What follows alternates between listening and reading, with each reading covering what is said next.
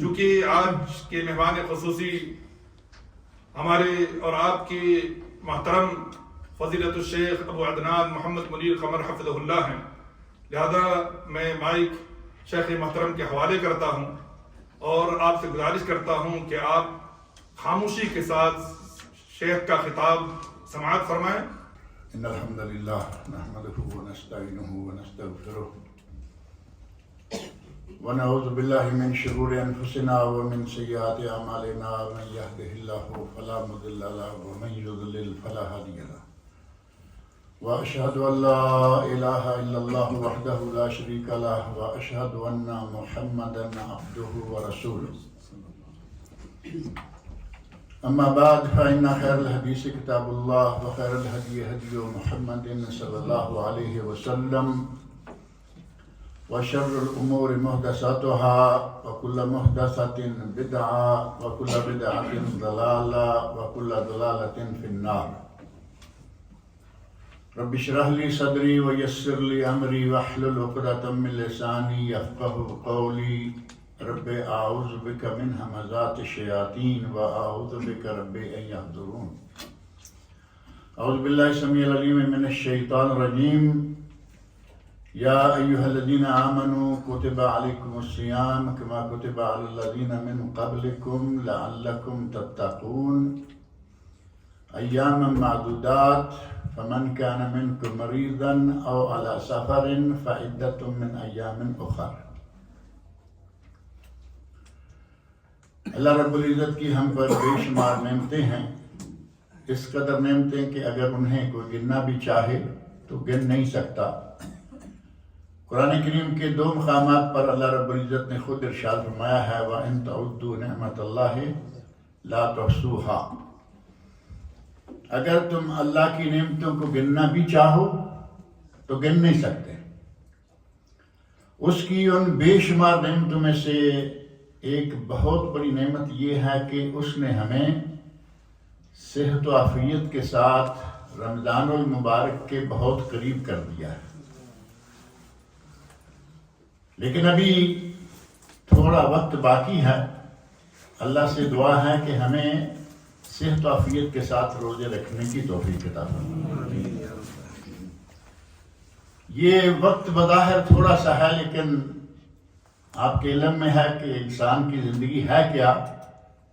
پانی کی تہ پر تیرتا ہوا بلبلا، کب ہوا کا ذرا سا تیز جھونکا آیا اور وہ بلبلا ختم ہو گیا۔ انسان اسی طرح ہے۔ آپ سنتے رہتے ہوں گے کہ اخبارات میں، واٹس ایپ میں، دیگر ذرائع سے بکثرت خبریں آتی رہتی ہیں، آج فلاں فوت ہوا، آج فلاں فوت ہوا۔ بڑے بڑے علماء اس چھوٹے سے عرصے میں یوں لگتا ہے کہ کل تک تندرست و توانا کام کرتے اور خبر آ گئی کہ فوت ہو گئے۔ میں ابھی آنے سے پہلے ایک خبر پڑھ کے آیا ہوں، ہماری جو لجنت الافتاء ہے پاکستان میں، اس کے ہمارے ساتھی ممبر پرسوں انہوں نے ایک فتوے پر اپنا کامنٹ دیا، اور ابھی نکلنے سے تھوڑا پہلے میں نے پڑھا کہ وہ فوت ہو چکے۔ اللہ رب العزت ان کی مغفرت فرمائے، بشری کوتاہیوں کو معاف کرے، اللہ تعالیٰ ان کو جنت الفردوس میں اعلیٰ مقام عطا فرمائے۔ پروفیسر عمر فاروق سعیدی صاحب کئی کتابوں کے مصنف ہیں، عالم ہیں، فاضل آدمی ہیں، مدینہ یونیورسٹی کے فاضل ہیں۔ غرض یہ کہ زندگی بہت تھوڑی سی ہے، یہ 2-3 دن باقی ہیں۔ ہمیں اللہ سے دعا کرتے رہنا چاہیے کہ یا اللہ یہ منزل بھی ہماری پار کر دے، کیونکہ پتہ نہیں ہوتا کہ منزل کے قریب آ کر بھی ہم پہنچ پاتے ہیں یا نہیں۔ جیسے کسی نے کہا نا، نہ خوش ہو اپنی منزل پہ، کبھی ایسا بھی ہوتا ہے کہ ساحل کے قریب آ کر سفینے ڈوب جاتے ہیں، ساحل کے قریب پہنچے ہو۔ اب ہم بھی الحمدللہ ساحل مراد ماہ رمضان المبارک کے قریب پہنچے ہوئے ہیں۔ اللہ رب العزت ہمیں پار لگائے، رمضان تک پہنچائے، روزے رکھنے کی توفیق عطا فرمائے۔ اس ماہ رمضان المبارک کے روزے، جیسا کہ آپ نے شیخ شمس الزمان صاحب سے سنا ہے کہ روزے فرض ہیں، اور رمضان المبارک کے روزوں کی فرضیت کا پتہ قرآن کریم کی اسی آیت سے چلتا ہے جو انہوں نے بھی پڑھی تھی، میں نے بھی پڑھی ہے، یا ایھا الذین آمنوا کوتبہ۔ یہ لفظ جو ہے نا کوتبہ، فورضہ کے معنوں میں، کوتبہ علیکم الصیام کما کوتبہ علی الذین من قبلکم لعلکم تتقون۔ اے ایمان والو، تم پر روزہ فرض کیا گیا ہے جیسے کہ تم سے پہلے لوگوں پر بھی فرض کیا گیا تھا تاکہ تم متقی بن جاؤ۔ پہلے لوگوں پر اللہ رب العزت نے ہماری حوصلہ افزائی کی کہ کوئی تم ہی پہ یہ بوجھ نہیں ڈالا جا رہا، یہ روزے پہلی امتوں پر بھی رہے ہیں اور تم پر بھی فرض کیے گئے۔ اور اس روزے کے فرض ہونے کا پتہ کتب حدیث سے بھی چلتا ہے۔ قرآن کریم کی یہ آیت ہے، دوسری آیت، بلکہ قرآن کریم میں جہاں رمضان المبارک کے مسائل و احکام ذکر ہوئے ہیں، سورۃ البقرہ آیت نمبر 183 تا 187، وہاں اللہ رب العزت نے 185 آیت، شہر رمضان الذی انزل فیہ القرآن ھدی للناس وبینات من الھدی والفرقان، اور آگے فمن شاہد منکم الشہر فلیصم۔ یہ آیت بھی رمضان کے روزے کے فرض ہونے کا پتہ دیتی ہے۔ رمضان وہ مہینہ ہے جس میں قرآن نازل کیا گیا، جو کہ ہدایت ہے اور فرقان ہے، حق و باطل کے درمیان فرق کرنے والا ہے، اور فرمایا فمن شاہد منکم الشہر فلیصمہ۔ اس مہینے میں جو شاہدہ موجود ہو، تندرست و توانا ہو اور مقیم ہو، موجود بھی ہے، تندرست بھی ہے، مقیم بھی ہے، فلیصم ہو، تو اس کے لیے فرض ہے کہ وہ روزہ رکھے۔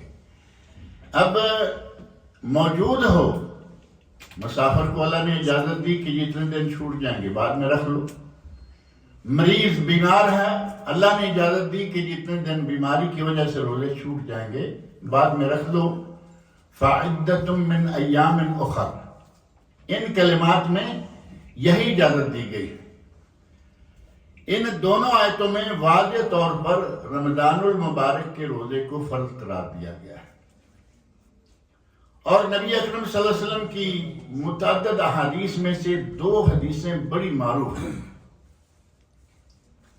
ایک حدیث جو کہ ارکان اسلام کا پتہ دیتی ہے، صرف روزے کا نہیں بلکہ ارکان اسلام کتنے ہیں؟ 5، اور ارکان ایمان 6۔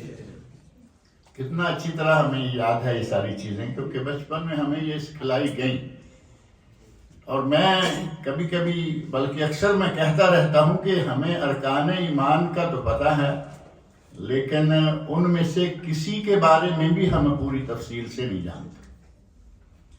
آمنت باللہ پہلا رکن ہے نا، کیا آمنت باللہ کا معنی، آمنت باللہ کا مفہوم، آمنت باللہ کے تقاضے کیا واقعی ہم پورے کر رہے ہیں؟ بالکل نہیں۔ جو اپنے شب و روز شرک میں گزار رہا ہے آمنت باللہ وہ بھی کہہ رہا ہے، تو پھر آمنت باللہ وہ کیا ہوا؟ اس کا شب و روز مزاروں، سرکاروں، درباروں کے قدموں میں گزر رہا ہے، آمنت باللہ وہ بھی پڑھے ہوئے ہے، یاد کیے ہوئے ہے، پڑھتا رہتا ہے۔ یہی معاملات باقی امور کا بھی ہے۔ بنی الاسلام علی خمس، صحیح بخاری، صحیح مسلم اور دیگر کتب کی معروف حدیث ہے کہ اسلام کی بنیاد 5 چیزیں، اور ان 5 چیزوں میں سے پوری حدیث کو تفصیل سے نہیں بیان کرتے، ان 5 چیزوں میں سے ایک چیز یہ رمضان کا روزہ بھی ہے۔ وہاں سے بھی پتہ چلا کہ رمضان کا روزہ فرض ہے، اور یہ صرف فرض نہیں بلکہ اسلام کے جو 5 ستون ہیں ان میں سے ایک ستون ہے۔ اور دوسری حدیث وہ بھی بڑی مشہور و معروف حدیث ہے جسے حدیث جبرائیل کہا گیا۔ بعض لوگوں نے حدیث جبرائیل پر موٹی موٹی کتابیں لکھی، شرحیں لکھی، صرف ایک حدیث پر، کیونکہ اس حدیث میں بہت ساری تفصیلات موجود ہیں۔ اسی حدیث کا آغاز جو ہے حضرت عمر فاروق رضی اللہ عنہ کی روایت ہے، کہتے ہیں کہ ہم نبی صلی اللہ علیہ وسلم کے پاس موجود تھے، بیٹھے ہوئے تھے، ایک آدمی آیا، آ کے نبی صلی اللہ علیہ وسلم کے سامنے دو زانو ہو کر پورے ادب احترام کے ساتھ بیٹھ گیا۔ کہتے ہیں کہ اس آدمی کی پوزیشن ایسی ہے، شدید و بیاض الثیاب، اس کے کپڑے بہت اجلے سفید، شدید و سواد الشعر، اس کے سر کے بال سیاہ کالے، سر کے بجائے ہمیں چاہیے کہنا کہ اس کے بال، کیونکہ اس کے بال صرف سر کے تو یقیناً نہیں ہوں گے، وہ پورے مسلمان آدمی کی حیثیت سے آئے ہوں گے، اور مسلمان کے سر کے علاوہ بھی بال چہرے پہ ہوتے ہیں، نہیں مردوں کے۔ اللہ تعالیٰ تمام مسلمانوں کو یہ توفیق عطا فرمائے۔ کہتے ہیں کہ سیاہ کالے بال، لا یرا علیہ من اثر السفر، اس کے جسم پر کوئی غبار نہیں، بال پراگندہ نہیں، اور اس پر سفر کی کوئی علامت ہمیں نظر نہیں آ رہی تھی، ولا یعرفہ منا احد، اور ہم میں سے کوئی اسے جانتا بھی نہیں تھا۔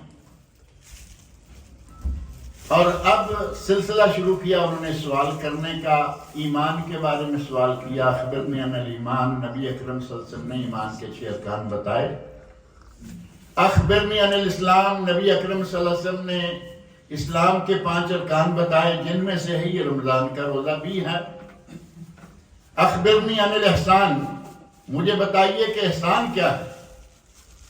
آپ نے احسان کی تعریف بیان کی۔ ہمارے یہاں احسان کچھ اور معنوں میں لیا جاتا ہے، عموماً کسی پہ کوئی تعاون کر دیا تو کہا کہ بڑا احسان کیا، وہ بھی ٹھیک ہے، لیکن یہاں وہ احسان مراد نہیں۔ جبرائیل علیہ السلام نے پوچھا اخبرنی عن الاحسان، تو نبی اکرم صلی اللہ علیہ وسلم نے فرمایا ان تعبد اللہ کأنک تراہ، تم اللہ کی عبادت اس انداز سے کرو گویا کہ تم اللہ کو دیکھ رہے ہو۔ اب یہ مرتبہ تو ہر کسی کے بس میں ہے نہیں کہ اتنی اللہ کے ساتھ لو لگائی ہوئی ہو کہ نماز پڑھ رہا ہے تو ایسے جیسے اللہ سے باتیں کر رہے ہیں۔ ہم نماز پڑھ رہے ہوتے ہیں اور حساب کوئی اور کر رہے ہوتے ہیں، اور اگر نماز باجماعت پڑھ رہے ہوں تو کھڑے بھی حساب اور بیٹھے بھی حساب۔ ہمارے لوگ جو سورہ فاتحہ بھی نہیں پڑھتے، باقی تو خیر کیا پڑھیں گے، سورۃ فاتحہ جس کے بغیر نماز ہوتی نہیں وہ بھی نہیں پڑھتے۔ ہم وہ درجہ تو حاصل نہیں کر سکتے۔ نبی اکرم صلی اللہ علیہ وسلم نے ایک دوسرا درجہ بھی بیان فرما دیا کہ وہ تو سب کے بس میں کم از کم ہے۔ فَإِن لَمْ تَكُنْ تَرَاهُ فَإِنَّهُ يَرَاكَ، کم از کم اتنا تو ہو کہ اگر تم اسے نہیں دیکھ رہے تو یہ تمہارے دل و دماغ پہ چھایا رہنا چاہیے کہ وہ تمہیں دیکھ رہا ہے۔ یہ ہے احسان۔ احسان کی تعریف بیان کر دی، قیامت کب آئے گی؟ فرمایا مل مسئول بعالم من السائل، اے سائل تمہیں بھی معلوم نہیں اور مجھے بھی معلوم نہیں۔ ہمارے یہاں کہتے ہیں کہ ما کان و ما یکون، ہمارے نبی جو ہو چکا جو ہونے والا سب کو جانتے ہیں، اور نبی اکرم صلی اللہ علیہ وسلم سے قیامت کے بارے میں سوال پوچھا تو کہا کہ میں بھی نہیں جانتا، اور ساتھ ہی جبرائیل امین کے علم کے بارے میں بھی بتا دیا کہ تم بھی نہیں جانتے کہ قیامت کب آئے گی۔ فرشتوں کو بھی غیب نہیں۔ انبیاء کے امام جب کہیں کہ مجھے معلوم نہیں تو اس کا مطلب یہ ہوا کہ انبیاء کو بھی غیب نہیں۔ فرشتوں کا امام اور فرشتوں کا رئیس حضرت جبرائیل امین ہے، وہ بھی کہتے ہیں مجھے بھی نہیں۔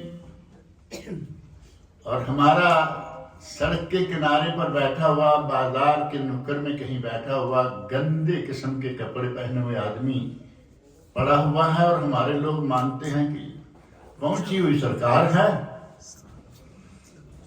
ان سے جو چاہے پوچھو، جو پوچھو گے اس کا جواب ملے گا، جو مانگو گے وہ ملے گا، کیونکہ یہ ہماری دور تک جانتے ہیں۔ کئی لوگ تو اتنے متکبر ہیں اپنے پیروں کے بارے میں کہ ہمیں مانگنے کی ضرورت بھی نہیں پڑتی، ہمارے دل کی وہ جانتے ہیں۔ وہ صفات جو صرف اللہ رب العزت کے لیے ہیں اپنے لوگوں میں بنائے پھر رہے ہیں۔ غرض یہ کہ نبی اکرم صلی اللہ علیہ وسلم کی یہ دو بنیادی حدیثیں ہیں جن میں ارکان اسلام کا ذکر ہے اور جن میں روزے کا تذکرہ ہے۔ رمضان المبارک اگر یہ صرف اتنا کہہ دیا جائے کہ یہ اس کا روزہ رکھنا فرض ہے تو کیا ہمارے لیے کافی ہے یا نہیں کہ ہم روزہ رکھیں؟ اللہ رب العزت کہہ دے روزہ رکھو، ہمارا فرض ہو گیا، اور نبی اکرم صلی اللہ علیہ وسلم کہہ دیں کہ روزہ رکھنا ہے، ہمارا فرض ہو گیا۔ کسی چیز کی ضرورت نہیں ہو سکتی تھی، نہ تھی، لیکن اللہ رب العزت نے اور نبی اکرم صلی اللہ علیہ وسلم نے ہمیں رمضان کا روزہ رکھنے کے بہت سارے ثمرات، برکات اور فضائل بھی بتائے۔ آپ نے بڑے مختصر انداز سے شیخ صاحب سے سنا کہ رمضان میں کیا کیا خیرات و برکات۔ اگر صرف رمضان کا جو لفظ رمضان ہے اسی پہ تھوڑا سا غور کریں، اس کے اصل حروف جو روٹس جس کو کہتے ہیں، روٹس آف دی ورڈ، وہ کون سے ہیں؟ را، میم اور ضاد۔ بس یہ تین حرف ہیں جو اس لفظ کی بنیاد ہیں، اور ان تین لفظوں کا، ان تین حرفوں کا معنی کیا ہے؟ عربی لغات کھول کر دیکھ لیں، آپ کو پتہ چلے گا کہ را میم ضاد رمض، اس کا معنی ہے جلانا۔ صلاۃ الاوابین ہمارے یہاں لوگ پڑھتے ہیں مغرب عشاء کے درمیان،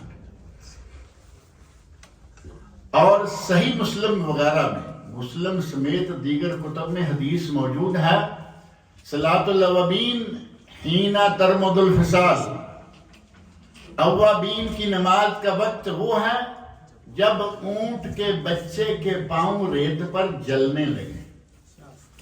اب بڑا اونٹ جو ہے اس کے پاؤں تو نیچے ایسے ہوتا ہے جیسے پتھر کے ہیں، نہ اسے ٹھنڈی لگتی ہے کوئی چیز، نہ کانٹا چبھتا ہے، نہ اسے گرم لگتی ہے۔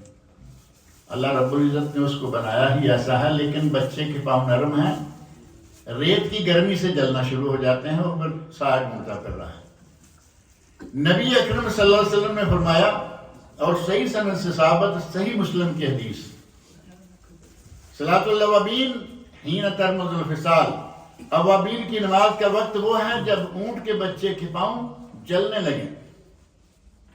آپ ایمانداری سے کہیے، پاکستان ہو، انڈیا ہو، سعودیہ ہو، بنگلہ دیش، ہمارے 2-3 ملک وہ ہیں، یا ہم جہاں رہتے ہیں، کہیں کوئی علاقہ ایسا ہے کہ جہاں رات کے وقت بھی اونٹ کے بچے کے پاؤں جلیں گے؟ کہیں ایسا نہیں۔ اور عجیب بات یہ ہے کہ اس حدیث کو علماء کرام خود کہہ رہے ہیں، مان رہے ہیں کہ وہ حدیث ضعیف ہے، جس میں مغرب عشاء کے درمیان صلاۃ الاوابین کا کہا گیا، لیکن عمل اسی پہ چل رہا ہے۔ یہاں حین ترمد الفصال، رمضا یرمض ترمض، اسی رمضان کا لفظ یہاں بھی آتا ہے۔ جب سورج کی گرمی پڑے اور اس کی تمازت اور اس کی شدت سے ریت گرم ہو جائے تو وہ جلاتی ہے۔ جو آدمی رمضان المبارک کے روزے رکھنا شروع کر دے، رمضان کے روزے اس کے گناہوں کو جلا دیتا ہے۔ کہا گیا سمیہ رمضان لأنہ یرمض الذنوب، رمضان اس لیے اس مہینے کو کہا گیا کہ یہ گناہوں کو جلا دیتا ہے۔ گویا کہ رمضان کے لفظ میں، رمضان کے نام میں ہی ہمارے لیے بڑی برکت ہے کہ یہ ہمارے گناہوں کو جلانے کے لیے آتا ہے۔ اور اسی رمضان المبارک کو ماہ رمضان اور ماہ قرآن، شہر رمضان الذی انزل فیہ القرآن، اسی مہینے کو ماہ قرآن بلکہ ایک لفظ بڑا غیر اسلامی قسم کا مسلمانوں میں مشہور ہو چکا ہے، سالگرہ، برتھ ڈے۔ غیر اسلامی لفظ ہے لیکن مسلمانوں میں بہت معروف ہے۔ ہر کوئی کوشش کرتا ہے کہ چاہے کسی کو نہ بھی بلائے لیکن گھر میں بچے کی برتھ ڈے کرنی ہے، موم بتیاں جلانی ہیں اور کچھ نہ کچھ کرنا ہے۔ کئی لوگوں کے بارے میں جی ہم کہیں کسی کو بلاتے نہیں، ہم آپس میں بیٹھ کے، یعنی کفار و مشرکین کی نقل ضرور اتارنی ہے، چاہے 4 لوگ بیٹھ کے کیوں نہ اتاریں۔ بات تو وہی ہوئی، کسی کو بلائیں یا نہ بلائیں، آپ نے فرنگیوں کی، اہل مغرب کی نقل اتارنے سے آپ باز نہیں آئے۔ اگر یہ لفظ اس قسم کا نہ ہوتا تو کہا جا سکتا ہے کہ ماہ رمضان نزول قرآن کی سالگرہ ہے۔ جمتا ہے یہ لفظ یا نہیں؟ نزول قرآن کی سالگرہ ماہ رمضان، کیونکہ ماہ رمضان میں ہی قرآن نازل ہوا تو سالگرہ ہو گئی نا۔ لیکن ہم وہ سالگرہ نہ جائز سمجھتے ہیں، نہ مناتے ہیں، نہ قرآن کے لیے ایسا ہم کہتے ہیں۔ اللہ رب العزت نے اس ماہ میں قرآن کریم نازل فرمایا جس کے ایک ایک حرف پر 10 نیکیاں، اور نبی اکرم صلی اللہ علیہ وسلم فرماتے ہیں کہ ماہ رمضان اور قرآن یشفعان، یہ دونوں شفاعت کریں گے، رمضان بھی اور قرآن بھی۔ اور اگر رمضان میں کوئی قرآن بھی پڑھتا رہا، دونوں چیزیں جمع ہو گئی یا نہیں؟ یہ دونوں شفاعت کریں گے۔ اور رمضان المبارک وہ برکتوں والا مہینہ، وہ ہمارے لیے خیرات و برکات اور بے شمار ثمرات لیے ہوئے ہے کہ اگر اس مہینے کی وہ ایک رات ہی ہم پالیں جس کو لیلۃ القدر کہا جاتا ہے، اور کہا گیا قرآن کریم میں، احادیث رسول صلی اللہ علیہ وسلم نے، صرف ایک رات، ہماری عمریں جو ہیں وہ کتنی ہیں؟ میں نے سٹارٹ ہی اسی بات سے لیا تھا کہ پتہ نہیں یہ کس وقت بلبلا ختم ہو جائے۔ اور نبی اکرم صلی اللہ علیہ وسلم نے ہماری عمروں کا ہمیں معیار بتا دیا، اعمار امتی بین 60 و 70، میری امت کی عمریں 60 اور 70 سال کے درمیان رہتی ہیں۔ اور ساتھ فرمایا کہ تھوڑے لوگ ہیں جو اس سے آگے گزرتے ہیں یقیناً 125 سال کے بزرگ جو ہیں، جو 125 سال کے ہو کر فوت ہوئے، وہ میں نے خود بھی دیکھے ہیں ہمارے رشتہ داروں میں، بہت بعد میں ہوئے لیکن میں نے بہت پہلے دیکھا تھا انہیں۔ یہ تو ممکن ہے 125 130، لیکن کوئی ایک، میں نے اپنی پوری زندگی میں ایک وہ شخص دیکھے ہیں جو 100 سے آگے گئے، ورنہ عموماً کیا ہوتا ہے 50 سے ہمارا گراف گرنا شروع ہو جاتا ہے۔ کوئی 50 میں گیا، کوئی 55 میں گیا، کوئی 60 میں گیا، کوئی 65 میں گیا، 70 تک تو عموماً ہمارا سوئچ آف ہو جاتا ہے، اور ہوتا آ رہا ہے، ہم اپنی آنکھوں سے دیکھتے آ رہے ہیں۔ موجودہ دور کوئی چیز خالص نہیں رہی، ہر چیز جو ہے وہ ڈبوں میں پیک ہے، ہر چیز میں ملاوٹ ہے۔ تاجروں کو اللہ تعالیٰ ہدایت دے، کوئی چیز خالص ہم تک پہنچنے نہیں دے رہے، حتیٰ کہ دوا، جو بیماری کا علاج دوا ہے، دوائیں خالص مل رہی ہیں۔ ہمارے ملکوں میں خاص طور پر تاجروں کا یہ حال ہے کہ دوا تک میں ملاوٹ ہے، اصل فارمولہ جو ہے وہ ان کو تھوڑا مہنگا پڑ رہا ہے، تھوڑا سا وہ ملایا، تھوڑا سا اس میں پانی ڈالا، تھوڑا سا اس میں یہ ڈالا، وہ ڈالا، دوائیں بیچ رہے ہیں۔ اور کئی واقعات آپ سنتے ہوں گے کہ بعض دفعہ کتنے لوگ، اسکولوں کے، مدارس کے بچے ان دواؤں کی بھیڑ چڑھ جاتے ہیں، مر جاتے ہیں۔ خالص چیز کوئی ملتی نہیں۔ اس دور میں عمریں جو ہیں وہ بہت تھوڑی ہوتی جا رہی ہیں، لیکن نبی اکرم صلی اللہ علیہ وسلم صادق مصدوق، آپ کی زبان مبارک سے جو نکلا سچ ہے، وَمَا يَنْتِقُ عن الہوا ان ہوا الا وحی یوحا، آپ تو وحی کے بغیر بولتے ہی نہیں۔ آپ نے عمریں مقرر کر دی 60 اور 70 کے درمیان، پہلے 15 سال نکال دیں اس میں سے، کیونکہ وہ بلوغت سے پہلے کے ہیں۔ نیکیاں تو اس میں لکھی جاتی ہیں لیکن گناہ نہیں لکھے جاتے۔ یہ تو یقیناً بات علم میں ہوگی نا، بلوغت سے پہلے بچہ نیکی کرے تو لکھی جاتی ہے، اور اس سے کوئی گناہ سرزد ہو جائے تو نہیں لکھا جاتا۔ ہمارے یہاں بچوں کی بات آ گئی اتفاق سے، بچوں کو روزہ نہیں رکھنے دیتے ماں باپ، کہیں گے بیٹا تم روزہ آج تم روزہ نہیں رکھو، کیوں؟ تمہارے اگزام چل رہے ہیں۔ آپ اندازہ کریں کہ بچہ اگر روزہ رکھ کے اگزام میں بیٹھے گا تو روزے کی برکت حاصل ہوگی یا نہیں؟ دماغ زیادہ بہتر طریقے سے کام کرے گا۔ آپ نے اپنی آنکھوں سے دیکھا ہوگا کہ کچھ بچے قرآن کریم حفظ کر کے مدرسے میں داخل ہوتے ہیں، اسکولوں میں آ کے داخل ہوتے ہیں۔ عموماً وہ بچے سب سے زیادہ ٹیلنٹ، بہترین، عقل مند، لائق، اپنے سبجیکٹس میں سب سے اعلیٰ، کیونکہ اللہ رب العزت کی کتاب اس کے دل و دماغ پر ہے۔ روزہ رکھا ہوا ہوگا تو کیا مسئلہ ہوگا؟ ماں باپ روک رہے، جبکہ عہد نبوی میں سلف صالحین امت صحابہ کرام چھوٹے بچوں کو روزہ رکھنے کی عادت ڈالا کرتے تھے۔ نماز کی عادت کب سے شروع کرنی چاہیے؟ لیکن اس سے پہلے اگر بچہ پڑھنا شروع کر دے تو روکنا چاہیے؟ نبی اکرم صلی اللہ علیہ وسلم کا ارشاد بڑا معروف ہے اور بڑا واضح ہے کہ بچہ ماں باپ کو نمازیں پڑھتے دیکھے گا وہ شروع کرے گا، اور اس کو پڑھنے دیں، سکھلائیں، اور جب 7 سال کا ہو جائے تو اب اس کو باقاعدہ حکم دیں۔ مروا اولادکم للسبع، اپنی اولاد کو 7 سال کے ہو جائیں تو حکم دے کے نماز پڑھاؤ۔ وَاضْرِبُوهُمْ عَلَيْهَا لِعَشْرٍ، 10 سال کے ہو جائیں تو پھر مار کے پڑھاؤ۔ کہاں گئے وہ لوگ جو بچوں کو مار کے نماز پڑھاتے ہوں گے؟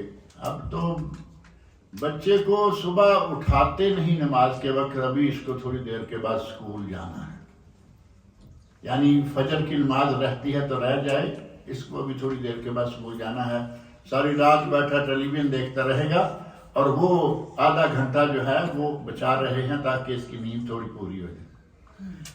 اللہ رب العزت ایسے والدین کو ہدایت عطا فرمائے۔ اور تیسرا جملہ اس حدیث میں کیا ہے؟ وَفَرِّقُوا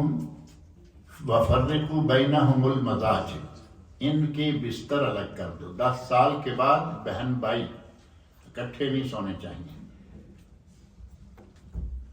آج تو الحمدللہ حالات اچھے ہو گئے ہیں لوگوں کے، عموماً ہر گھر میں وافر کمرے ہیں، ایک میں بیٹا ہے، ایک میں بیٹی ہے، ایک میں ماں باپ ہیں، ایک میں پہلے ماحول میں معلوم ہے ایک گھر کا ایک کمرہ ہے، اسی میں ماں بھی، باپ بھی، بہنیں بھی، بھائی بھی۔ لیکن نبی اکرم صلی اللہ علیہ وسلم نے اس وقت یہ بتا دیا تھا کہ 10 سال کے بعد بستر الگ الگ رہے۔ اس زمانے میں تو بیڈ بھی نہیں تھے، زمین پہ ہی بستر تھا یا چھوٹی موٹی کسی نے چارپائی بنائی، لیکن الگ الگ۔ بچوں کو 7 سال کے ہو جائیں تو نماز کا حکم دو، اور روزے کے بارے میں جب بھی ان کو توفیق ہو آہستہ آہستہ روزہ رکھوانا شروع کر دو۔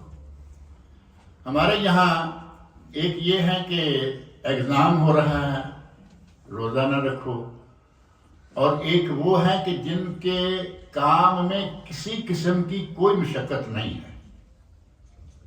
معذرت کے ساتھ شاید یہاں کوئی ٹیلر بھی ہو، میں نے اپنے کانوں سے آدمی بھی دیکھا اور بات بھی سنی، روزہ کیوں نہیں ماسٹر صاحب رکھتے؟ تو کہتے ہیں یار ہمیں تو روزہ رکھا ہوا ہو دن کو تو کام نہیں ہوتا۔ اب ٹیلرنگ کا کام ہے کوئی بڑا زور لگانے والا؟ گھٹنے کے نیچے آج کل پاؤں کے نیچے وہ مشین ہے، وہ جو اس کا ریموٹ ہے، اور آگے مشین چل رہی ہے، کپڑا کاٹ رہے ہیں، بیٹھے ہیں، ایئر کنڈیشن چل رہے ہیں، دکانوں میں گرمیوں میں بھی ہو، روزہ نہیں کیوں جی؟ دن میں پھر ہمارے سے کام نہیں ہوتا۔ اللہ رب العزت ایسے لوگوں کو ہدایت دے۔ اتنا بابرکت مہینہ، اتنی بابرکت ساعتیں، اور ان کو اس طرح ضائع کر دیتے ہیں۔ صحابہ کرام اپنے بچوں تک کو روزہ رکھنے کی عادت ڈالا کرتے تھے۔ آج کل آپ نے دیکھا ہوگا جو نیک گھروں میں نیک والدین کے بچے ہیں، عموماً وہ 5-6 سال میں روزے رکھنے شروع کر دیتے ہیں۔ آپ نے بھی تو دیکھے ہوں گے یقیناً۔ بعض لوگوں کو یہ عادت ہے کہ وہ آن لائن باقاعدہ بتا رہے ہوتے ہیں میرا بچہ اس نے 5 سال کا روزہ شروع کر دیا تھا، میری بیٹی، یہ تو غلط بات ہے۔ آپ نے اس طرح آن لائن، میں نے اپنے کانوں سے یہ بات سنی مولوی صاحب کی۔ مولوی صاحب کس علاقے تھے، کس کھاتے کے تھے، وہ چھوڑ دیتے ہیں۔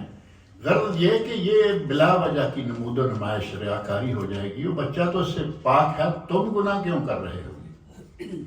لیکن ایسے خاندان، ایسے لوگ جان پہچان میں موجود ہیں کہ جن کے بچے 5 سال سے 6 سال سے روزہ رکھنا شروع ہو جاتے ہیں۔ پہلے سال 1 رکھ لیا، دوسرے سال 3-4 رکھ لیے، ترتیب کے ساتھ 2-3-4 سالوں کے اندر اندر وہ 30 روزے مکمل رکھ لیتے ہیں، اور ابھی 10 سال کے نہیں ہوئے۔ یہ انداز سلف صالحین امت میں رہا ہے۔ حضرت عمر فاروق کے زمانے میں، بلکہ نبی اکرم صلی اللہ علیہ وسلم نے جب یہ رمضان ابھی فرض نہیں ہوا تھا، تو آپ کو معلوم ہے نا کہ محرم کا روزہ بڑی اہمیت والا تھا۔ نبی اکرم صلی اللہ علیہ وسلم نے حکم فرمایا کہ جو شخص روزہ رکھے ہوئے ہے ٹھیک ہے، اور جس نے ابھی تک نہیں رکھا ہوا اب سے وہ رک جائے، یعنی اس کا بھی روزہ شمار اللہ کرے گا۔ دن کے وقت حضرت ربیع رضی اللہ عنہا صحابیہ ہیں، وہ کہتی ہیں کہ آپ کے اس ارشاد کے بعد کننا نصوم، ہم روزہ رکھا کرتے تھے، وَنُصَوِّمْ صِبْيَانَنَا، اور اپنے چھوٹے بچوں کو بھی روزہ رکھوایا کرتے تھے۔ وہ چھوٹے بچے کتنی عمر کے تھے؟ اب اسی حدیث میں یہ بات موجود ہے کہ ہم مسجد میں جاتے ہیں، مغرب کے لیے مسجد میں جاتے تو ظاہر ہے کہ تھوڑا پہلے عصر کے بعد مسجد کی طرف چلے گئے، بچے بھوک سے رونے لگتے۔ حدیث شریف، بچے بھوک سے رونے لگتے اور ہم انہیں کھلونا بنا کے دے دیتے کہ اس کا دل کھلونے میں تھوڑی دیر کے لیے لگ جائے گا، اتنے میں اذان ہوگی اور روزہ افطار ہو جائے گا۔ یہ عالم تھا۔ اب آپ سمجھ سکتے ہیں کہ کس عمر کا بچہ ہوگا جو عصر کے قریب رونا شروع ہو جائے۔ تھوڑا سمجھدار بچہ ہو جائے تو اسے پتا ہے کہ رونا نہیں، لیکن وہ رونے لگے، یعنی بہت چھوٹی عمر کے بچے تھے۔ صحیح بخاری شریف میں حضرت عمر فاروق رضی اللہ عنہ کا واقعہ ہے کہ ان کے سامنے رمضان المبارک میں ایک آدمی کو شراب کی حالت میں، نشے کی حالت میں پایا گیا۔ انہوں نے اسے، حضرت عمر فاروق کا کوڑا تو مشہور ہے نا، درہ مارا اور کہا ویلک وصبیاننا صیام، ارے کمبخت تیرا برا ہو، ہمارے تو بچوں نے بھی روزے رکھے ہوئے، اور اسے 80 کوڑے مار کر، جو شرعی سزا ہے، شام کی طرف ملک بدر کر دیا۔ ہمیں اپنے بچوں کو عادت ڈالنی چاہیے، بڑوں کو یہ سوچنا چاہیے کہ یہ وقت، یہ مہینہ، یہ بابرکت ساتھ ہے، یہ پتہ نہیں دوبارہ آئیں گی یا نہیں آئیں گی۔ ہمارے یہاں ایک نظریہ یہ پایا جاتا ہے کہ روزے کی حالت میں مسواک نہیں کرنا چاہیے۔ بعض بڑے بڑے علماء نے بھی کہہ دیا، حتیٰ کہ یہ قول امام احمد بن حنبل رحمۃ اللہ علیہ کی طرف بھی منسوب ہے کہ انہوں نے کہا عصر کے بعد مسواک نہیں کرنی چاہیے۔ یہ اس کی وجہ کیا ہے؟ عصر کے بعد کہتے ہیں کہ منہ کا جو سسٹم ہے وہ کچھ ایسا ہو جاتا ہے کہ سمیل بدل جاتی ہے، بو آنے لگتی ہے، حتیٰ کہ خود روزے دار محسوس کر سکتا ہے کہ منہ کی جو ہوا ہے وہ بدبودار سی ہو جائے گی. اور وہ کیوں ہو گئی؟ معدہ تب سے خالی پڑا ہے، کچھ تھوڑا بہت کھاتے پیتے رہتے ہیں، بات چیت چلتی رہتی ہے، منہ صاف ہوتا رہتا ہے. اب یہ سحری سے لے کر اب تک معدہ اپنی جگہ رکا ہوا ہے، منہ اپنی جگہ خشک ہے، تو اس کی ہوا بدل جاتی ہے. خود روزے دار کو وہ ہوا اچھی نہیں لگتی. لیکن نبی اکرم صلی اللہ علیہ وسلم ارشاد فرماتے ہیں والذی نفس محمد بیدہ، مجھے قسم ہے اس ذات کی جس کے قبضے میں میری جان ہے، جس کے ہاتھ میں میری جان ہے، لخلوف فم الصائم اطیب عند اللہ من ریح المسک، روزے دار کے منہ کی بدبو، خلوف، اللہ رب العزت کے یہاں کستوری سے بھی زیادہ محبوب ہے. روزے دار کے منہ کی بدبو اللہ رب العزت کو کستوری سے بھی زیادہ محبوب ہے. اندازہ کریں. اور پھر جو مسواک والے کہتے ہیں کہ مسواک نہیں کرنی چاہیے، کچھ تو مطلقاً ہی مسواک کے قریب نہیں جاتے. وہ مطلقاً اس حد تک نہیں جاتے کہ صبح ایک مرتبہ برش کر لیا اور وہ سمجھتے ہیں کہ برش کر لیا ہے، مسواک کی کوئی ضرورت نہیں رہی، روزہ بھی رکھا ہوا ہے، اور ویسے بھی نارمل روٹین میں وہ لوگ مسواک نہیں کرتے، جو کہ بڑی غلط بات ہے. مسواک کا اپنا ایک کام ہے، ٹھیک ہے آپ نے صبح کر لیا، سوتے وقت بھی کر لیں، درمیان میں بھی چاہیں تو برش کر لیں، لیکن نماز 5 مرتبہ پڑھیں، مسواک 5 مرتبہ کریں. اور یہاں تو الحمدللہ بہت اچھا ہے، ہمارے ملکوں میں تو اس طرح فریش مسواک نہیں ملتی.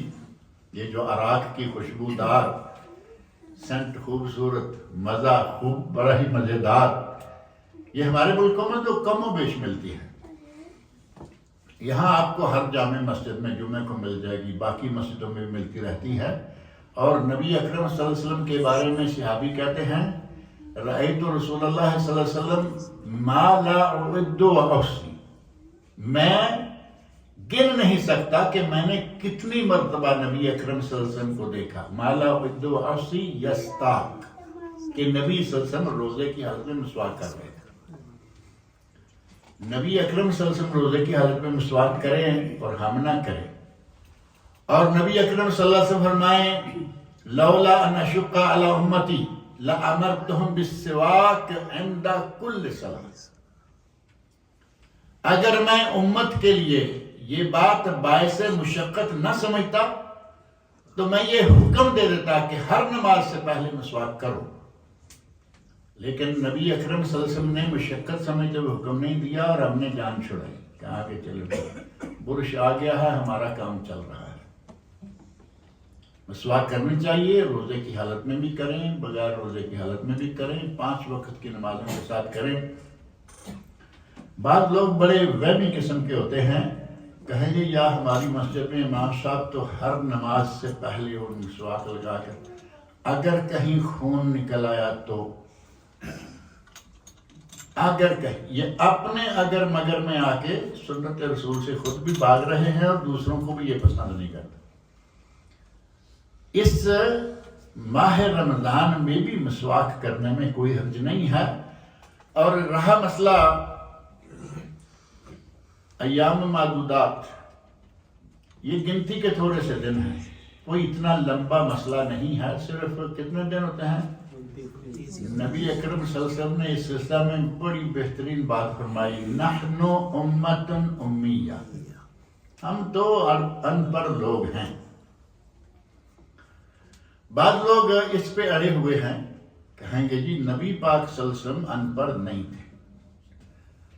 قرآن کہے النبی الامی، قرآن کہے کہ نبی ان پڑھ، خود آپ فرمائیں نحن امت امیہ، اور آدمی کھڑا ہو جائے اور وہ دلائل شروع کر دے ادھر سے ادھر سے، جیسے ہمارے لوگوں کی عادت ہوتی ہے کہ نہیں جی نبی پاک پڑھے لکھے تھے. ان پڑھ آدمی اتنا کیسے بیان کر سکتا ہے؟ جبکہ نبی اکرم صلی اللہ علیہ وسلم کا ان پڑھ ہونے کے باوجود پوری دنیا کو سیدھا کر دینا، یہی تو معجزہ تھا، یہی تو کرامت تھی، یہی تو مقام تھا نبی صلی اللہ علیہ وسلم کا کہ پڑھے لکھے کہیں نہیں، لیکن 23 سال میں وہ الزام دیا، دنیا کے سامنے وہ تعلیمات رکھی کہ پہلے نہ کبھی کسی نبی کی گزری، نہ کسی دوسرے فلاسفر کی، نہ تیسرے کی۔ ان پڑھ ہو کر اتنی تعلیمات، یہ اس لیے کہ تعلق اوپر تھا، استاد زمین پر کوئی نہیں تھا لیکن اوپر سے تعلق تھا۔ وما ينطق عن الهوى ان هو الا وحی یوحی۔ آپ نے فرمایا شہرنا ہکذا وہکذا، حدیث میں بخاری مسلم، ہمارا مہینہ اس طرح ہوتا ہے، اور راوی حدیث کہتے ہیں کہ نبی اکرم صلی اللہ علیہ وسلم نے 10 انگلیاں ہیں، ان کو پہلے اس طرح 3 مرتبہ کیا تو کتنی ہو گئے؟ 30 ہو گئے نا۔ دوسری مرتبہ ایسے 2 مرتبہ مکمل کر کے تیسری مرتبہ اپنا انگوٹھا دبا لیا تو کتنے رہ گئے؟ 29۔ نبی اکرم صلی اللہ علیہ وسلم کا سمجھانے کا انداز بہت زبردست تھا۔ امتن امیہ، اپنے ساتھ ساتھ لوگوں کو بھی کہا کہ یہ بھی اکثر لوگ ان پڑھ ہیں۔ عربوں میں اس وقت مکہ مکرمہ میں پڑھے لکھے چند ایک لوگ تھے، لیکن آپ نے مطلقاً ہی امہ امیہ کہا۔ معنی یہ تھا کہ عموماً ان پڑھ لوگ ہیں، لا نکتب ولا نحسب، نہ ہم لکھتے ہیں، ایک روایت میں نقرأ کا بھی ہے، نہ ہم لکھتے ہیں، نہ پڑھتے ہیں، نہ حساب جانتے ہیں۔ اور بعض اہل علم نے کہا کہ حساب جانتے سے مراد یہ تھا کہ جو اس وقت لوگ فلکی حساب کیا کرتے تھے نا، ہم نہ فلکی حساب جانتے ہیں، نہ لکھنا نہ پڑھنا، ہمارا طریقہ اتنا ہی ہے، ہاتھ سے اشارے سے سارا کام جو ہے وہ کر لیا۔ آپ اسی طرح کے مسائل جب سمجھاتے تو بڑا اتنا بہترین، سمجھنے والے کے دماغ کے اندر چیز گھس جائے۔ اسماء حسنہ، اللہ رب العزت کے اسماء حسنہ کتنے ہیں؟ ان گنت ہیں۔ 99 والا لفظ چھوڑ دیں، وہ تو ایک عدد بتایا کہ جو ان کو یاد کر لے، ان کا معنی مفہوم ہضم کر لے، ان کے تقاضوں پر عمل کر لے تو وہ جنت میں داخل ہو گئے۔ لیکن اس کی صفات، اس کے اسماء حسنہ ان گنت ہیں۔ لیکن اس بخاری شریف کی حدیث میں نبی اکرم صلی اللہ علیہ وسلم فرماتے ہیں ان للہ 99 اسما، اللہ کے 99 نام ہیں، جس نے ان کو یاد کر لیا۔ لیکن اس کے درمیان ایک فقرہ ہے چھوٹا سا، 100 الا واحدہ، 99 کہہ کے یہاں چھوڑ نہیں دیا، 99۔ اب آپ پڑھے لکھے ہیں، آپ میں سے اکثریت کو معلوم ہوگا 99 سیدھی بات ہے، لیکن آپ یہ کسی گاؤں میں بات کریں، انہیں کہیں 99، وہ آپ سے پوچھے گا یہ 99 کیا ہوتا ہے، کیونکہ انہیں وہ گنتیاں نہیں آتی جیسے ہمارے یہاں دیہات میں عموماً ہوتا ہے۔ اور وہ لوگ تو دیہاتی تھے، بدو تھے، عوام تھے، عربی تھے۔ آپ نے 99 کے لفظ کو اتنے بہترین انداز سے بیان کیا، 100 الا واحدہ، ایک کم 100۔ اب 100 تو ہر آدمی جانتا ہی ہے نا، ایک کو بھی ہر کوئی جانتا ہے، تو 100 میں سے ایک کم۔ اب 99 کو سمجھے یا نہ سمجھے، 100 میں سے ایک کم۔ نبی اکرم صلی اللہ علیہ وسلم اس انداز سے لوگوں کو سمجھایا کرتے تھے، اسی انداز سے آپ نے بتایا کہ ہمارا مہینہ اتنا ہے۔ لیکن کبھی کبھی ایسا ہوتا ہے، عربی مہینے کے تو کبھی بھی دن نہ 31 ہوں گے اور نہ 28 ہوں گے، ہمیشہ یا 29 یا 30۔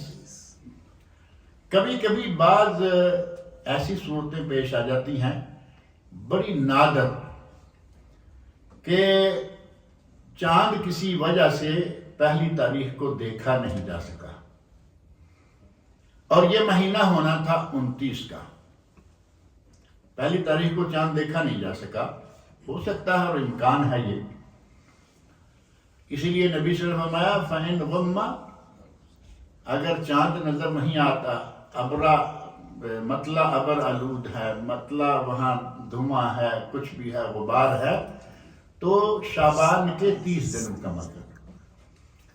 آج تک بھی ایسا کبھی کبھی ہو رہا ہے، تمام آلات کے باوجود، تمام علمی ترقیوں کے اور ٹیکنالوجیوں کی ترقیوں کے باوجود آج بھی ایسا ہوتا ہے کہ پتہ نہیں چلتا کہ چاند تھا یا نہیں تھا۔ آپ میں سے کچھ لوگ جو 30-40 سال کے قریب یہاں کے رہنے والے ہیں، ان کے علم میں ہوگا کہ آج سے کچھ عرصہ پہلے یہاں پوری خلیج میں 28 روزے رکھے گئے اور اگلے دن عید ہو گئی۔ کسی کو معلوم ہے؟ یہاں ہیں ماشاءاللہ لوگ۔ فجر پڑھنے کے لیے مسجد میں گئے تو روزہ رکھ کے گئے، اور وہاں سے لوگوں نے کہا کہ نہیں، روزہ نہیں، حسب عادت جیسے ہوتا تھا کہ روزہ رکھ لیا ہے، آج روزہ نہیں بلکہ آج عید ہے۔ اب اچانک ایسے کوئی کہے آج عید ہے تو ویسے خوشی دوبالا ہو جاتی ہے یا نہیں؟ عید تو آنی ہی ہے، اگلے دن آ جاتی، لیکن کہا نہیں آج عید ہے، خوشی دوبالا ہو گئی، لیکن ساتھ ہی یہ پریشانی کیا ہے، یہ تو 28 روزے ہوئے ہیں، آج 29واں ہونا تھا، تو عید کیسے ہو گئی؟ اعلان ہو گیا کہ آج عید ہے۔ سعودیہ نے بھی عید کی، خلیج نے، پورے ملکوں نے عید کی، اور علامہ ابن باز رحمۃ اللہ علیہ جو سابق مفتی اعظم سعودی عرب تھے، اللہ رب العزت ان کی محنتوں کو قبول فرمائے۔ دنیا میں علماء بہت گزرے ہیں، مفتی بہت گزرے ہیں، لیکن جو مقام یقیناً آپ نے بھی محسوس کیا ہوگا اور میں نے محسوس کیا کہ اتنا مقام بہت کم لوگوں کو، شاذ و نادر لوگوں کو یہ مقام ملتا ہے۔ میں نے ایک مرتبہ ایک دوسری جماعت کے آدمی سے سنا، یعنی ہماری جماعت کا بھی نہیں ہے، دوسری جماعت کا آدمی ہے، اس نے کہا کہ نہیں، اور بہت بزرگ عمر کے، یعنی چھوٹی عمر کا بھی نہیں، بزرگ عمر کے، اس وقت وہ مجھ سے بھی بڑے تھے، یعنی آج تو میری عمر اتنی ہے کہ شاید اس وقت ایسے ان کی ہوگی۔ انہوں نے کہا کہ سچی بات یہ ہے کہ علامہ ابن باز رحمۃ اللہ علیہ کا مقام ہم لوگوں کے یہاں بھی بہت بڑا ہے، باوجود اس کے کہ وہ علامہ رحمۃ اللہ علیہ کے جو انداز ہیں، جو ان کا علم ہے، جو ان کا عمل ہے، ان کے عمل پر وہ برابر نہیں، لیکن ان کے تقوی اور اللہ رب العزت کی نظر کرم، نتیجہ یہ کہ دوسرے بھی مانتے تھے کہ وہ عظیم انسان ہے۔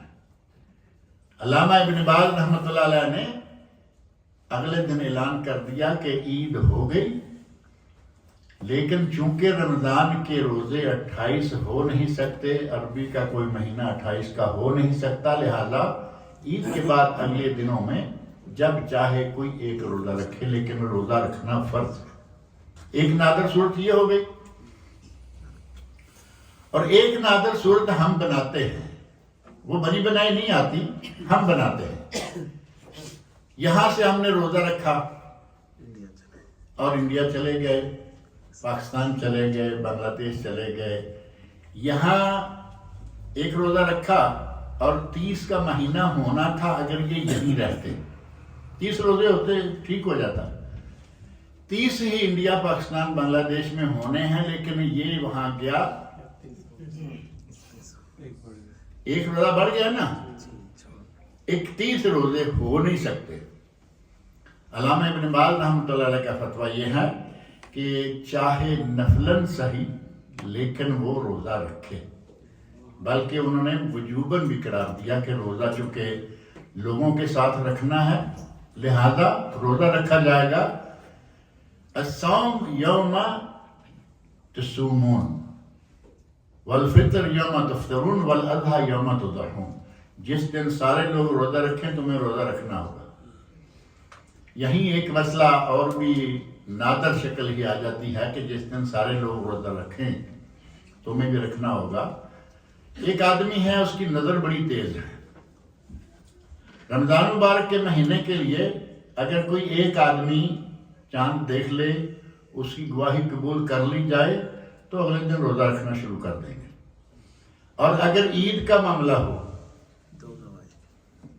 عید میں چونکہ وہی بات جیسے میں نے پہلے کہا کہ خوشی تو بالی ہو جاتی ہے، تو بالا ہو جاتی ہے، عید کے لیے ہم ذرا زیادہ پرجوش ہوتے ہیں، ایسے کوئی اشارہ نظر آئے تو کہا کہ چاند تھا، فرمایا کہ 2 آدمی اگر عید کا چاند ہو تو 2 آدمی گواہی دیں، بعد نے کہا دونوں کے لیے 2 دیں، بعد نے کہا کہ دونوں کے لیے 1 دیں، لیکن بہترین بات یہ ہے کہ رمضان کے لیے 1، عید کے لیے 2۔ ایک آدمی کی نظر بڑی تیز ہے، اس نے چاند واقعی دیکھ لیا، بعض لوگوں کو اللہ تعالیٰ نے ایسی نظر دی ہوئی ہوتی ہے۔ ایک آدمی کے بارے میں پتہ چلا تھا کہ اسے رات کو اندھیرے میں بھی دکھتا ہے، اللہ رب العزت کی دین ہے، یعنی اندھیرے میں بلیوں کے بارے میں، جانوروں کے بارے میں معلوم تک ان کو دکھتا ہے۔ اس نے چاند دیکھ لیا، لیکن اس کے کردار کی وجہ سے یا اس کے عملوں کہہ لیں، عملوں کی وجہ سے اس کی گواہی قبول نہیں کی گئی۔ ایسا ممکن ہے یا نہیں؟ مسلمان بھی ہو لیکن اس کی گواہی ہمیشہ کے لیے نہیں ہوگی۔ تہمت لگانے والا، جو بہتان لگانے والا ہے، قرآن کریم نے کہا ہے کہ اس کی ہمیشہ کے لیے گواہی قبول نہیں کی جائے گی۔ اس نے چاند دیکھ لیا، اس کی گواہی محکمہ شریعہ نے، قاضی شریع نے، رویت ہلال کمیٹی نے، کسی نے اس کی گواہی قبول نہیں کی، لیکن وہ اپنی آنکھوں سے چاند دیکھ چکا ہے۔ صوموا لرؤیتہ وافطروا لرؤیتہ، اسے روزہ رکھنا چاہیے یا نہیں؟ اسے روزہ نہیں رکھنا چاہیے، حالانکہ اپنی آنکھوں سے وہ دیکھ چکا ہے۔ کیوں؟ کیونکہ نبی سے فرماتے ہیں الصوم یوم الصوم، جس دن سارے روزہ رکھیں گے اسی دن تم بھی روزہ رکھو، جس دن سارے فطر کریں گے عید الفطر تم بھی عید کرو، جس دن سارے عید الاضحیٰ منائیں گے تم۔ اکیلا آدمی اٹھ کے اپنا ہی کوئی سلسلہ کھڑا کر دے، اسلام میں اس کی اجازت نہیں ہے۔ غرض یہ کہ ماہ رمضان ہمارے لیے بہت ہی مقدس مہینہ ہے، کسی بھی حالت میں کوشش کریں کہ روزہ، بعض مجبوریاں ایسی ہیں کہ ان میں روزہ چھوڑنا پڑتا ہے، سفر ہے، بیماری ہے، حیض ہے، نفاس ہے۔ حیض و نفاس کے سلسلہ میں میں تھوڑی سی وضاحت کر دوں کہ بعض علماء نے یہ فتویٰ دیا ہے کہ حیض و نفاس والی عورت فدیہ دے دے، اسے روزہ رکھنے کی کوئی ضرورت نہیں، جبکہ اس سلسلہ میں صحیح تر بات یہ ہے کہ حیض اور نفاس والی مریض اور مسافر کی طرح اصحاب رخصت قضا میں سے ہے کہ وہ قضا کر لے اتنے دن، بچہ ہوا ہے جتنے دن روزہ چھوٹا ہے وہ بعد میں رکھ لے، مینسز پیریڈ ہر ایک عورتوں کے ساتھ یہ موجود ہے، جتنے روزے چھوٹے اتنے روزے بعد میں رکھ لے۔ اگر کہیں کہ فدیہ، تو فدیہ وہ دے گا جو دائم المریض ہے، بیمار ہے اور کبھی اس کے تندرست ہونے کی توقع نہیں۔ ایسے کئی لوگ ہیں چلتے پھرتے نظر آئیں گے، لیکن ڈاکٹر نے بتا رکھا ہے کہ اگر دن میں 3 مرتبہ دوا نہیں کھاؤ گے تو تمہارا کھاتا خطرے کی طرف چلا جائے گا، تو یہ دائمی مریض ہو گیا، وہ روزہ نہیں رکھ سکے گا کبھی بھی آئندہ، وہ روزہ چھوڑ دے اور فدیہ دے دے، 1 دن کا 1 وقت کا 1 مسکین کا کھانا، اگر وہ غلے کی شکل میں دیتا ہے تو 1.5 کلو چاول، کھجور، گندم، جو بھی کو کھاتا ہے،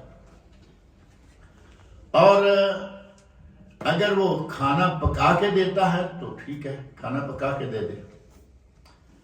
بعض صحابہ کے بارے میں یہ حدیث موجود ہے کہ وہ روزہ نہیں رکھ پاتے تھے، آخری عمر میں جب وہ زیادہ کمزور ہو گئے تو وہ ایسا ہی کیا کرتے تھے کہ 30 آدمیوں کا کھانا پکاتے اور لوگوں کو اکٹھا کرتے اور کھانا کھلا دیتے، چاہیں تو شروع میں کھلا لیں، چاہے درمیان میں کھلا لیں، چاہے آخر میں جا کے کھلا دیں، آپ کو اجازت ہے، لیکن فرض تب ہوگا جب یہ روزے مکمل ہو جائیں گے۔ 1 روزہ مکمل ہوا، اس کا آپ کے لیے فدیہ دینا فرض ہو گیا۔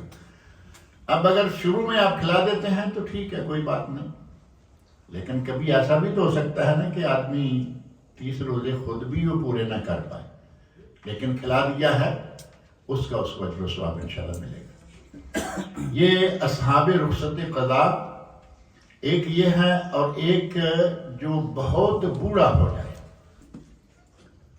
عمر اتنی ہو چکی ہے کہ وہ روزہ نہیں رکھ سکتا، اور ظاہر ہے کہ بہت بوڑھا ہو گیا تو وہ ایسا تو اب ہوگا نہیں کہ تھوڑے عرصے کے بعد وہ دوبارہ جوان ہونا شروع ہو جائے گا اور پہلوان بننا شروع ہو جائے گا. تو اتنی عمر کو پہنچ چکا ہے کہ اب بس جب تک زندہ رہے گا نہ اتنی تیزی سے آدمی چل سکتا ہے نہ اٹھ سکتا ہے. تو وہ اپنی طرف سے جب تک وہ زندہ رہے گا ہر رمضان کے مہینے میں 30-29 جتنے بھی دن ہوں گے اتنا کفارہ یا فدیہ دے دیا کرے گا. یہ جب تک وہ ہے. ایک شکل فقہا نے یہ بیان کی ہے اور وہ قرآن و سنت سے ثابت شدہ ہے کہ ایک آدمی ہے غریب بھی ہے بوڑھا بھی ہے، جسمانی طاقت اتنی نہیں کہ روزہ رکھ سکے اور مالی طاقت اتنی نہیں کہ وہ کفارہ دے سکے، اس پہ کچھ بھی نہیں ہے. لا یکلف اللہ نفسا الا وسعها، اس کے پاس دینے کے لیے کچھ نہیں، بڑی مشکل سے اپنا گزارا کر رہا ہے. فاتقوا اللہ ما استطعتم، اللہ کا تقوی اختیار کرو، اور ظاہر ہے کہ اپنی استطاعت کے مطابق ہی ہوگا. رمضان المبارک انتہائی مقدس اور برکتوں والا مہینہ ہے. اس مہینے کے فضائل جتنے بھی گنے کم ہیں اور مسائل بھی اس کے ظاہر ہے کہ بے شمار ہیں. جن چیزوں سے روزہ نہیں ٹوٹتا لیکن ہم اس سے گھبراتے رہتے ہیں، ان میں سے جیسے میں نے مسواک کا ذکر کیا ہے، ایک یہ ہے. پھر ایک کہیں گے جی اگر تیل لگایا جسم کو یا سر کو تو روزہ گیا. جبکہ ایسی کوئی بات نہیں ہے. اگر کسی تیل لگانے سے یا سر پہ یا جسم پہ تیل لگانے سے روزہ ٹوٹے تو پھر وضو کرنے سے روزہ ٹوٹے گا یا نہیں؟ مسان ہے یا نہیں؟ یہاں تک پاؤں میں بھی ہیں، یہاں چہرے میں بھی ہیں. اس وقت تو روزہ نہیں ٹوٹا. اور تیل نے کیا کرنا ہے؟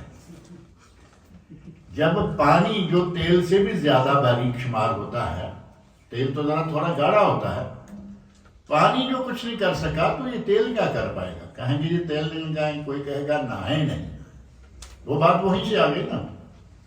نہائے نہیں، روزے کی حالت میں نہانا، روزے کی حالت میں تیل لگانا، روزے کی حالت میں مسواک کرنا کوئی چیز منع نہیں ہے. اور جن چیزوں کی ممانت ہے وہ ظاہر ہے کہ اگر کوئی بھول چوک کے کھا لے، اگر کسی نے بھول سے عادی ہے، جیسے ہماری سلطنت آج کل چل رہا ہے، کھا رہے ہیں پی رہے ہیں، رمضان کا روزہ صبح رکھ لیا، اٹھے اپنے کام سے نکل گئے، یاد نہیں رہا کہ رمضان ہے اور میں نے سحری کھائی ہوئی ہے، کچھ کھا لیا. اگر کھا لیا ہے فارغ ہو گیا اور یاد آ گیا، الحمدللہ. اللہ کے نبی فرماتے ہیں رزق ساقہ اللہ علیک، اللہ نے رزق تمہارے پاس پہنچا دیا ہے، تمہارا روزہ بھی پورا ہے اور پیٹ بھر کے کھانا بھی کھا لیا.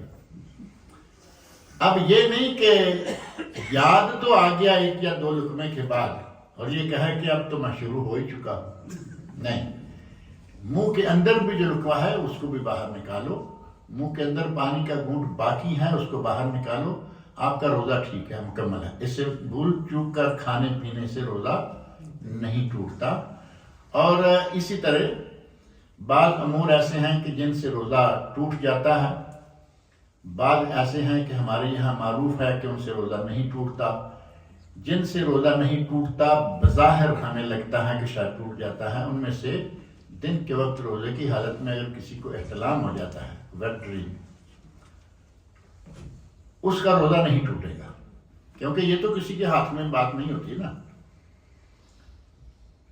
یہ کسی کے ہاتھ میں نہیں ہے کہ اس کو احتلام ہو جائے. لیکن اس کے برعکس اگر کوئی جان بوجھ کر استمناء کرے، جان بوجھ کر منی کا اخراج کرے تو اس کا روزہ ٹوٹ جائے گا. بات تقریباً قریب ہی ہے نا، لیکن ایک طرف روزہ ٹوٹ جائے گا کیونکہ وہ اس نے اپنے اختیار سے کیا، اور ایک طرف روزہ نہیں ٹوٹے گا کیونکہ وہ بات اس کے اختیار میں نہیں ہے. اور اگر کبھی اختیار کی اور غیر اختیاری کی بات اور احتلام کی اور جماع کی بات جمع کی بات بھی آپ کے سامنے رکھ دیں کہ پچھلے کچھ عرصے میں بعض لوگوں نے یہ پوچھا کہ رمضان میں ہم سے یہ غلطی ہو گئی کہ دن کے وقت روزے کی حالت میں بیوی سے جمع کر بیٹھے، اس سے روزہ ٹوٹ جاتا ہے اور کفارہ مغلظہ یعنی چھوٹا موٹا کفارہ بھی نہیں، بڑا کفارہ بھی دینا پڑتا ہے۔ اور وہ بڑا کفارہ کیا ہے؟ 60 روزے، شہرین متتابعین، 60 روزے رکھے۔ اگر روزے نہیں رکھ سکتا 60 مسکینوں کو کھانا کھلائے، اور تیسرا ہے غلام آزاد کرے۔ ایک صحابی سے، دین اسلام ہمارا بڑا ہی پیارا دین ہے، کہیں کوئی مجبور ہے، کوئی مجبوری آئے اس کے لیے اللہ تعالیٰ احکام الگ سے بتا دیتا ہے۔ صحابی سے غلطی ہو گئی، انہوں نے روزہ توڑ لیا اور جمع کر کے توڑ لیا۔ کہتے ہیں حلق تو یا رسول اللہ، کیا ہوا؟ وقعت علی امرأتی فی نہار رمضان، میں نے رمضان میں دن کے وقت اپنے بیوی سے جمع کر لیا۔ آپ نے بات سنی اور اب کیا کریں؟ بیٹھ گیا، صحابہ کرام بیٹھے ہیں، آپ اپنی گفتگو میں مشغول ہیں، جو بھی کوئی بات ذکر چل رہا تھا۔ تھوڑی دیر گزری، ایک ٹوکرا، کھجوروں کا ٹوکرا بڑا لے کے ایک آدمی آ گیا، کہا کہ یا رسول اللہ یہ صدقہ کی کھجوریں ہیں۔ نبی اکرم صلی اللہ علیہ وسلم نے کھجوریں دیکھتے ہی پوچھا کہ وہ آدمی کہاں ہے جس نے کہا تھا کہ میں نے روزہ توڑ لیا ہے، وہ کہاں ہے؟ وہ کہتے ہیں جی میں ہوں۔ اسے آپ مسئلہ جو ہے پہلے یہ بتا چکے ہیں کہ یہ کرنا ہے۔ کہتا ہے کہ نہ میرے پاس غلام ہے اور نہ میرے پاس 60 مسکینوں کو کھلانے کے لیے کھانے کی گنجائش ہے، اور جب 30 روزوں میں پورا نہیں اتر پایا تو 60 میں کیسے اتر پاؤں گا؟ مسلسل 60 کیسے رکھوں گا؟ اب یہ کھجوروں کا ٹوکرا جیسے ہی آیا، نبی صلی اللہ علیہ وسلم نے فرمایا کہاں ہے؟ کہا میں ہوں۔ فرمایا آؤ یہ ٹوکرا لے لو اور جا کے فقراء مدینہ میں تقسیم کر دو۔ اب وہ صحابی کہتے ہیں کہ یا رسول اللہ مدینہ میں مجھ سے بڑا فقیر کون ہے؟ نبی اکرم صلی اللہ علیہ وسلم نے فرمایا کہ جاؤ جا کے اپنے گھر والوں کو کھلاؤ، یہ تمہارے لیے کفارہ بھی ہو جائے گا، تمہارے گھر میں بچوں کا گزارا بھی ہو جائے گا۔ اسلامی تعلیمات میں کہیں کسی کو مجبور نہیں کیا گیا، کہیں کسی کو اس حد تک نہیں پہنچایا گیا کہ وہ آدمی چاروں ناچار کرے ہی کرے۔ جتنی توفیق ہے فاتقوا اللہ ما استطعتم لا یکلف اللہ نفسا الا وسعها۔ چاند نظر آئے گا، تراویح شروع ہو جائے گی، اور ہمارے یہاں دنگل شروع ہو جائیں گے، بلکہ دنگل شروع ہو چکے ہیں، 8-20 60-20 60-20، جبکہ تراویح کے بارے میں 46 رکعت تک کی روایتیں ملتی ہیں، حدیثیں نہیں، روایتیں۔ حدیث تو جو صحیح سند سے ثابت ہو وہ ہوتی ہے نا، اور روایت میں تو ظاہر ہے کہ جس کے ساتھ سند ہو نہ ہو روایت۔ 46 تک مختلف اوقات میں لوگوں نے مختلف تعداد میں رکعتیں پڑھی ہیں۔ ان ساری 46 کے ساتھ ساتھ علماء کے اقوال بھی ملتے ہیں کہ اس نے کہا یہ، اس نے کہا یہ، فلاں زمانے میں یہ۔ اب اس تفصیل میں جائیں گے تو بات لمبی ہو جائے گی۔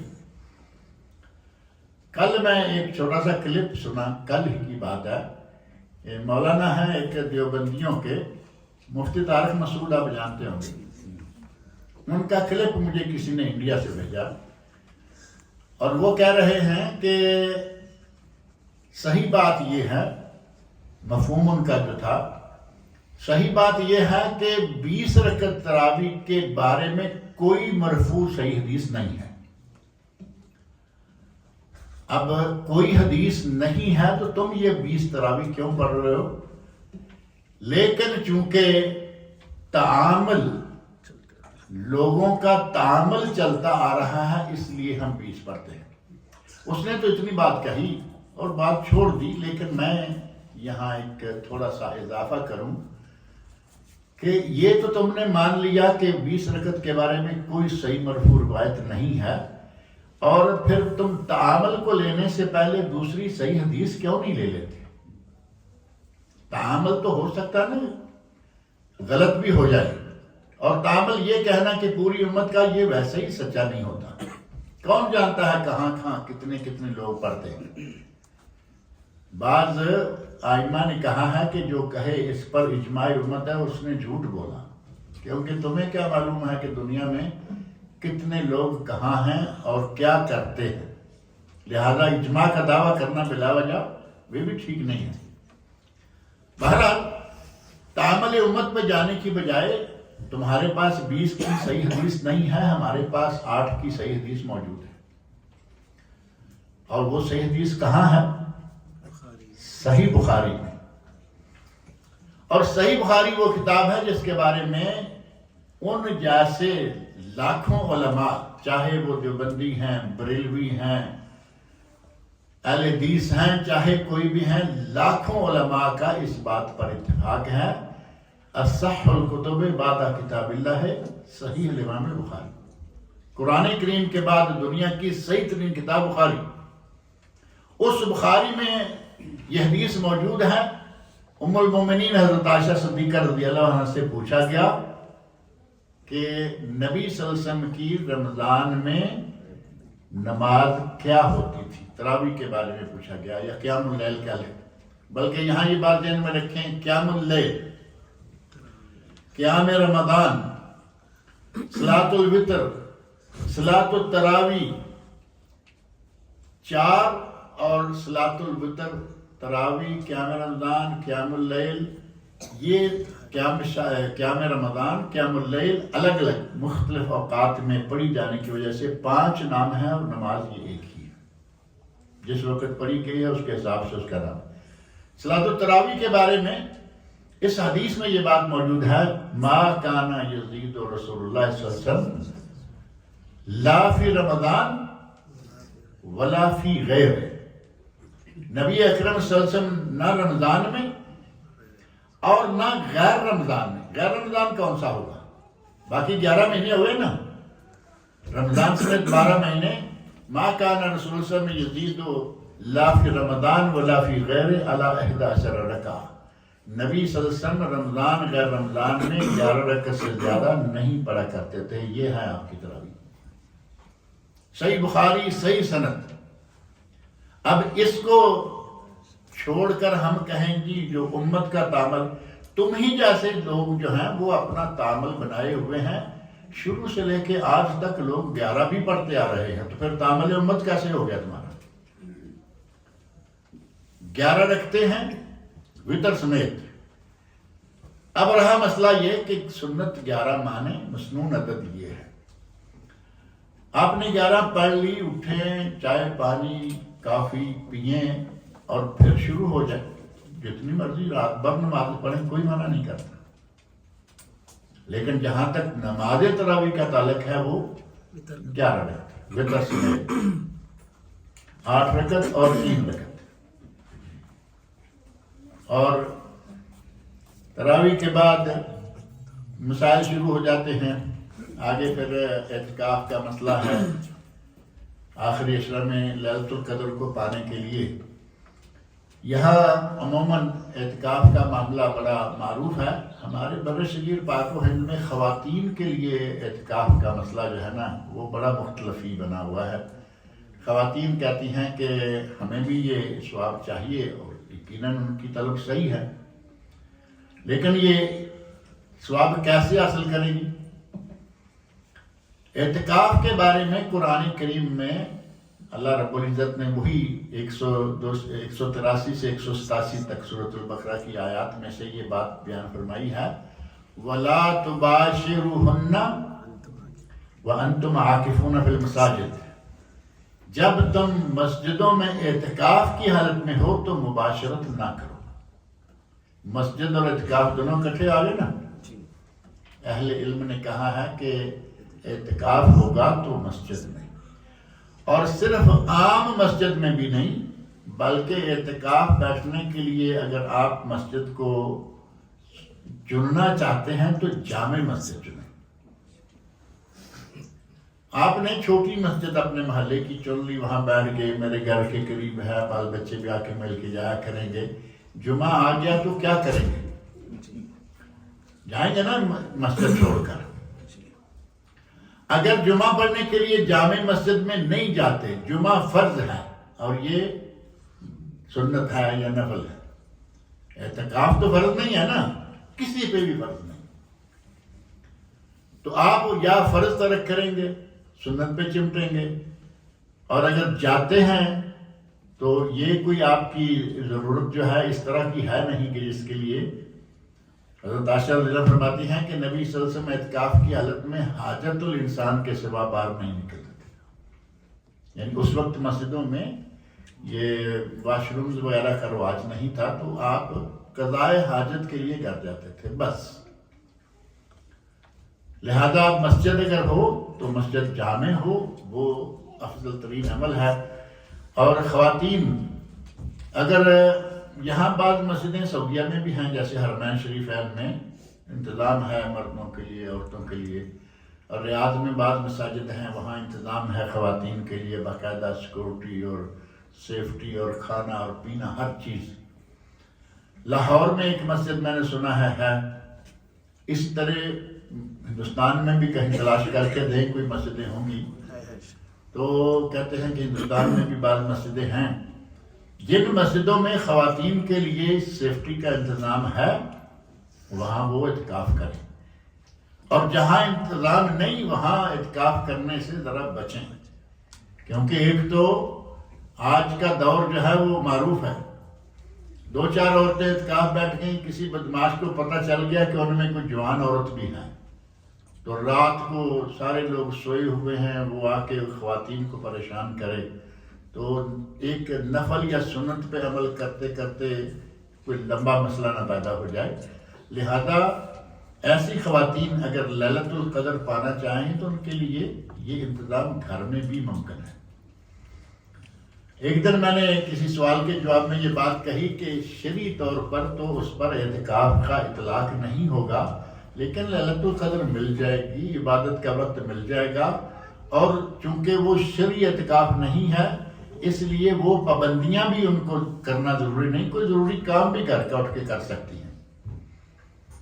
تو مجھے کسی خاتون کا ٹیلی فون آیا کہ جی پھر وہ کیا اعتکاف ہوگا جب وہ شرعی نہیں ہے؟